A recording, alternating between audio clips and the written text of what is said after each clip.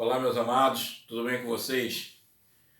Estamos em casa, nesse período de confinamento, e vamos fazer chegar até você a nossa aula. Nós vamos ter uma aula de uma forma diferente, vocês em casa e nós professores aqui, ok? Vamos respeitar o período de quarentena que nós estamos vivendo, uma coisa única no mundo, né? Inédita, e vamos respeitar isso, vamos nos resguardar. Em breve estaremos em sala de aula. Sem muitas delongas, sem mais papo, vamos para a nossa aula. Na aula passada, em sala de aula, nós falamos sobre soluções. Vimos sobre soluções saturadas, insaturadas, demos uma pincelada em alguns assuntos. Vamos rever alguns conceitos e dar continuidade à nossa matéria. Ok, amados? Tranquilo? Então vamos lá.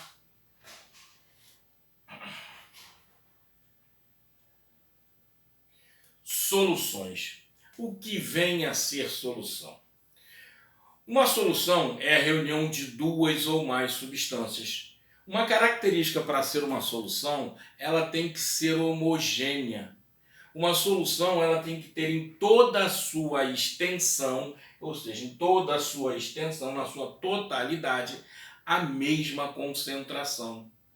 Independente se eu pegue, por exemplo, nessa Coca-Cola, se eu pegue do lado de embaixo, em cima, ou mais em cima ainda, a concentração dela tem que ser a mesma em toda a solução. Então, o que caracteriza uma solução é que em toda a sua extensão ela tem a mesma concentração e um único aspecto visual. Se ela tem um único aspecto visual, a solução é homogênea. Se a solução apresentar dois ou mais aspectos visuais, não mais será uma solução. Você está diante de uma mistura. Uma mistura é a reunião de duas ou mais soluções apresentando fases diferentes, aspectos visuais diferentes. Ok, meus amados? Então, vamos lá. Estados físicos da solução. Uma solução ela pode se apresentar em qualquer estado físico da matéria. Você vai ter solução sólida. Sólida? Você vai ter uma solução sólida. Você pode ter uma solução líquida. Pô, isso é legal, a líquida eu estou mais acostumado a ver. Realmente, você tem uma solução sólida, uma solução líquida e uma solução gasosa. Vamos lá? Por exemplo, aqui, ó. O ouro é um exemplo de uma solução sólida. O ouro ele tem uma composição aproximadamente, dependendo do tipo do ouro, né? Você pode observar que tem ouro com colorações diferentes. Essa coloração diferente, mais avermelhada ou mais amarelada, se dá devido entre o equilíbrio entre a quantidade de ouro e a quantidade de cobre. Pode ser cobre, pode ser ouro, pode ser outros metais, tá? Que pode ser fazer parte dessa composição do ouro.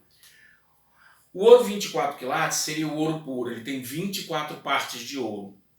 O ouro que o ourives costuma mais a trabalhar, que ele é usado em joias, seria o ouro 18 quilates, onde ele tem 18 partes de ouro e 6 partes de cobre. Ok? Aí isso faz com que você mude a dureza. O ouro fique mais fácil para ele trabalhar e mais duro depois para evitar deformações.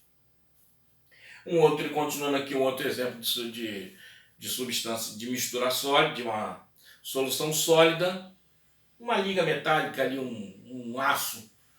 O aço você tem ali a composição de ferro e carbono, tá? Aí dependendo dessa composição você vai ter outro tipo de aço. Aí você pode ter outros aços ainda quando você adicionar mais elementos. Tá? Você pode botar mais elementos para botar ele um aço inoxidável, você pode ter um aço com mais dureza, com menos dureza, depende da composição que você queira para esse fim. Tá? Mas é um exemplo de uma solução sólida. Uma solução líquida, nós temos aqui o exemplo que você já está acostumado, o Omo, um detergente, vamos estar sem propaganda, um sabão líquido, ok? É uma solução concentrada, ela tem em toda a sua extensão ela tem a mesma concentração, né? E é uma substância, e ela é líquida. Aqui você tem também outros cremes, né? Cremes, sabonetes líquidos, hidratantes, são exemplos de soluções líquidas. Essa é aqui, ó, uma solução gasosa. Você tem aqui o ar atmosférico, tanto embaixo quanto em cima representado. O ar atmosférico é uma composição de nitrogênio, oxigênio e gás carbônico e outros gases, tá? E outros gases em pequenas proporções. A maior proporção se dá à quantidade de nitrogênio, que é aproximadamente 78%. Quando de repente vai procurar um ambiente para respirar, você não vai procurar aquele que tem mais ou menos oxigênio, porque não dá para você ver. Ela é uma solução, ela está em toda a sua extensão, né? Isso considerando se fosse um ar filtrado, ok? Porque se foi um ar, de repente, desse que a gente pega na rua, ele vem cheio de fuligem, cheio de partículas sólidas, que você consegue ver aquelas partes meio mais pretas, de repente, da fumaça, tipo que sai da descarga de um caminhão mal regulado.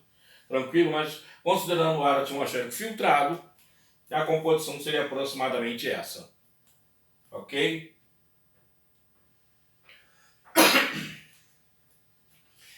As soluções e as suas classificações. Como nós vimos, uma solução ela é feita de um sistema. Nesse sistema eu tenho primeiro uma solução homogênea. Na solução homogênea ela vai apresentar um único aspecto visual. Já uma solução heterogênea ela vai apresentar mais fases. Aí já não mais seria uma solução, seria uma mistura. Porque, tranquilo? Quanto à condutividade. Quanto à condutividade, a solução ela pode ser chamada de eletrolítica ou não eletrolítica. Uma solução eletrolítica é aquela que é capaz de deixar passar a corrente elétrica, ok?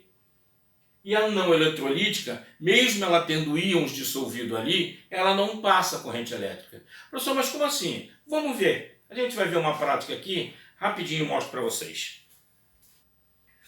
Vamos lá, meus amados. Como a gente estava falando sobre solução eletrolítica e solução não eletrolítica. A solução eletrolítica é aquela que eu tenho íons dissolvidos, né, no próprio solvente, que me permite fazer a passagem das cargas elétricas. As soluções iônicas me permitem isso. Já as soluções covalentes não conseguem fazer essa passagem da carga elétrica. Vamos ver com um exemplo aqui, ó.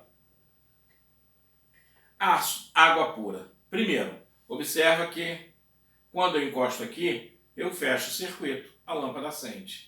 Tranquilo? Ao colocar aqui, ó, a água não conduz corrente elétrica. Tranquilo? Mesma coisa aqui. Os compostos sólidos covalentes, no caso iônico, também não vão conduzir corrente elétrica. Tá? Agora, se eu tenho esse sal dissolvido em água,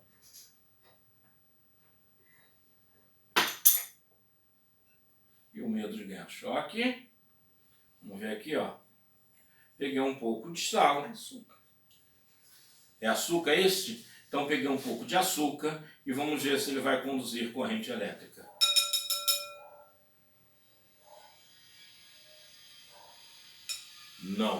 Não ocorreu dissociação, não conduz corrente elétrica. Agora vamos ver colocando um pouco de sal. Correto? Aqui é o sal? Então vejamos.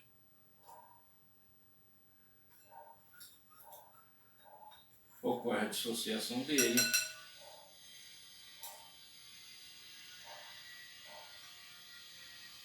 Ok? Diferença, olha. Aqui ele conduz corrente elétrica e aqui não conduz corrente elétrica. Ok? O que acontece? O sal ele vai se dissociar em Na+, Cl-. Então ele fica ionizado. Essas cargas permitem, esses íons permitem o fluxo da corrente elétrica através deles. Ok? Então eu consigo ter aqui, ó, ele acaba passando a corrente elétrica. Isso a gente chama de eletrólito e uma solução não eletrólita. Ok? Só isso que eu queria mostrar para vocês por enquanto. Como vimos na nossa prática, de uma solução eletrolítica e outra solução não eletrolítica. Vamos ver agora como elas podem ser classificadas. Continuando na parte de classificação das soluções. Minha solução sólido-sólido. Na solução sólido-sólido eu tenho exemplo das ligas metálicas, como tinha comentado anteriormente. Por exemplo, uma medalha. A moeda ela tem um percentual de 75% de níquel, 25% de cobre. Isso pode variar de acordo com a moeda, com o país, com a confecção de quem queira fazê-la. Ok? Um exemplo de solução líquido. O álcool está em moda agora a gente falar sobre o álcool 70. O álcool 70 é aquele álcool que ele tem na sua totalidade, 100 partes, das 100 partes, 70 partes são água, 30 álcool e 30% água. Por isso que é álcool 70, ele tem 30% de água. Ok? Um outro exemplo de solução que a gente está vendo aqui, o sólido líquido. Uma solução sólido líquido é aquela que eu tenho meu sólido dissolvido no líquido. Por exemplo, o cloreto de sódio. Se você pegar o cloreto de sódio, ele é sólido e você dissolve ele na água. Você pode pegar o açúcar, que é aquele granuladozinho sólido, e dissolvê-lo na água. Nesse raciocínio é assim um soro fisiológico, que ele é composto de sódio, de cloreto de sódio e açúcar, né? Glicose. Outro exemplo, vamos lá, solução líquido-gás. Uma água mineral. Uma água mineral é um tipo de solução líquido-gás, onde você tem uma solução supersaturada de gás. E esse gás ele é solubilizado na água, né? E uma solução gás-gás. Uma solução gás-gás, como exemplo, nós temos a própria nossa atmosfera, que é composto de, onde você tem 78% de nitrogênio, 21% de oxigênio, 1% de gás carbônico e o resto, alguma coisa de outros gases. Esses outros gases, qualquer outro gás que possa aparecer, mesmo que seja em menor quantidade. Um outro exemplo de solução gás-gás é o que você usa na sua cozinha, o seu gás de cozinha. Ele é uma mistura de propano e butano, ok? Propano, butano, a gente vai ver essa classificação melhor lá no terceiro ano, quando a gente começar a estudar química orgânica. Tranquilo? Por enquanto, só essa pequena informação. Ok, amados? Vamos lá. Soluto, solvente e solução. Para eu ter uma solução, eu tenho que ter a reunião de um solvente e um soluto. O que vem a ser o soluto? O soluto é aquele que é solubilizado no solvente. Coisa mais doida, né? E o solvente é aquele que é capaz de solubilizar o soluto. Para uma compreensão mais simples, imagina que você tenha água e sal. A água, ela vai ser o solvente. Quando houver água, melhor dizendo, quando se prevalecer o estado final da solução sendo líquido, aquele que era líquido será o solvente. Ok?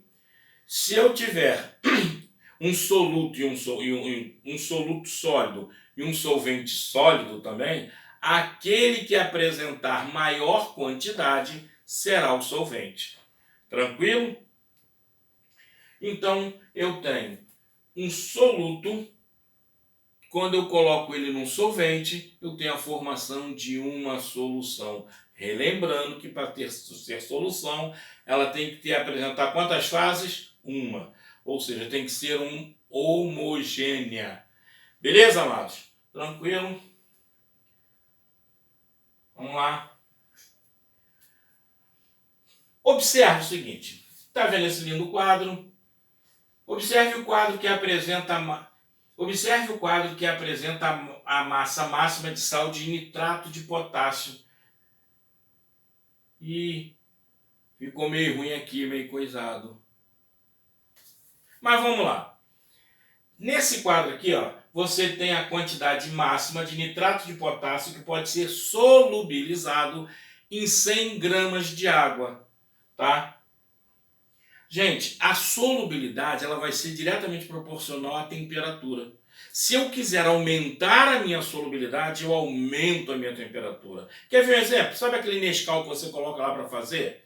Você coloca o Nescau, aí você enche de Nescau e põe um pouco de leite. Fica aquela parte no fundo. Aquilo ali você acabou fazendo uma solução super saturada com precipitado no fundo. Quando você faz o seu Nescau gelado, ele solubiliza de um jeito. Se você o faz com um leite quente, a solubilidade é outra. Então, por isso, essa tabela ela vai ser sempre em função da temperatura. Como nessa tabela aqui, por exemplo, ele está falando sobre nitrato de potássio, KNO3.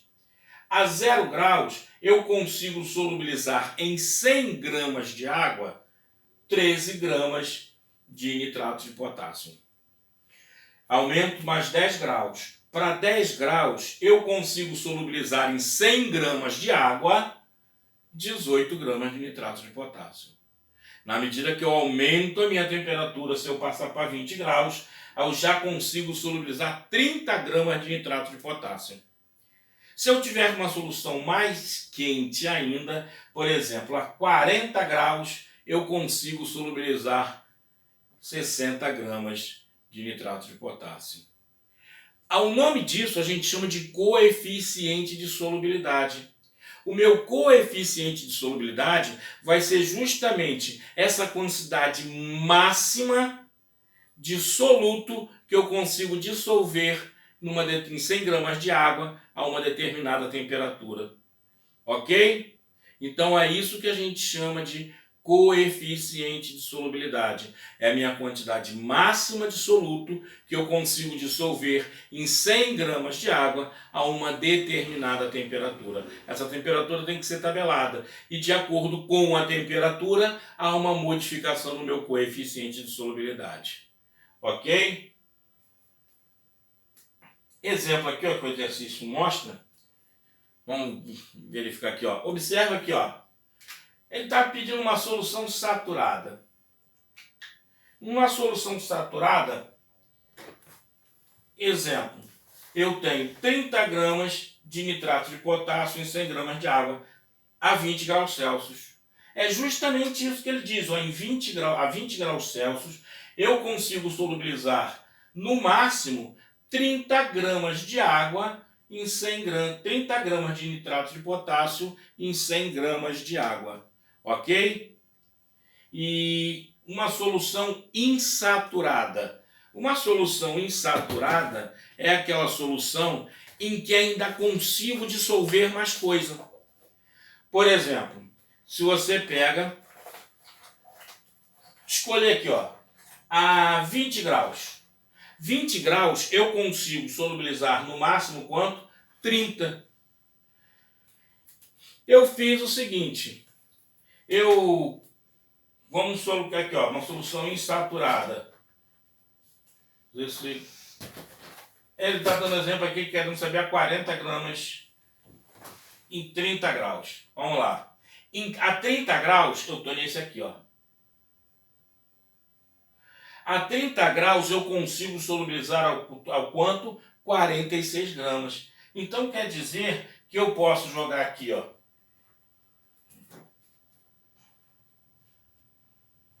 Quer dizer que eu posso jogar aqui até 46 gramas de KNO3. Ok? Essa é a quantidade máxima que eu consigo dissolver. Por uma solução ser insaturada, eu tenho que colocar menos. Coloco uma menor quantidade.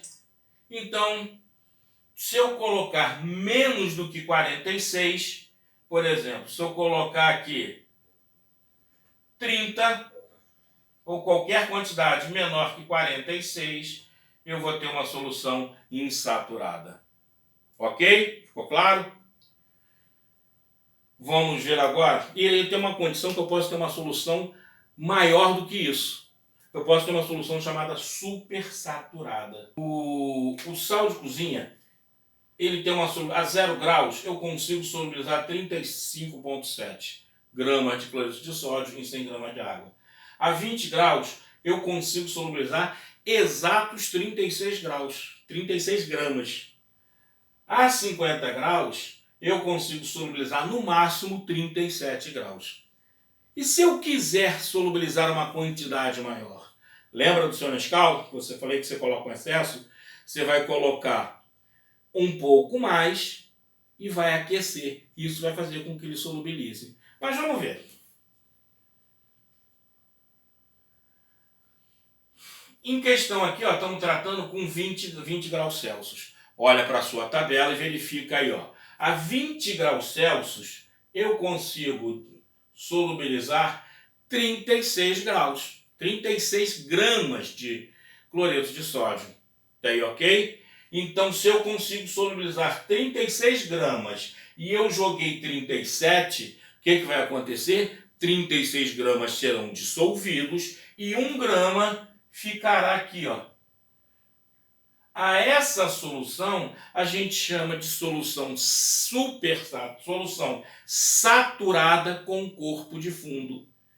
Ok? Ela já saturou, só que tem um corpo de fundo. Ela precipitou aquela quantidade que justamente foi o excesso que o coeficiente de solubilidade não conseguiria dissolver. Tranquilo? Mas se eu quiser fazer com que essa solução passe a ser uma solução insaturada, basta eu aquecê-la. Porque quando eu aqueço, essa mesma solução, ela consegue dissolver 36 gramas. Quando eu aqueço, por exemplo, a 60 graus, quando eu coloco a 60 graus, ele já não solubiliza só os 36, e sim os 37 gramas. Se eu aumento a minha temperatura, eu desloco o meu coeficiente de solubilidade. Ok?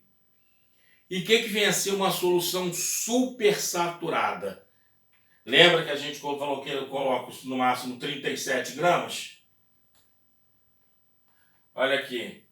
Se eu colocar agora essas 37 gramas, que ele solubiliza as 37 gramas a 60 graus, e deixo ele voltar à temperatura ambiente normal. Essa é a solução resfria, ela vai resfriar, ela vai ficar super concentrada. Só que tem uma coisa, essa solução é completamente instável.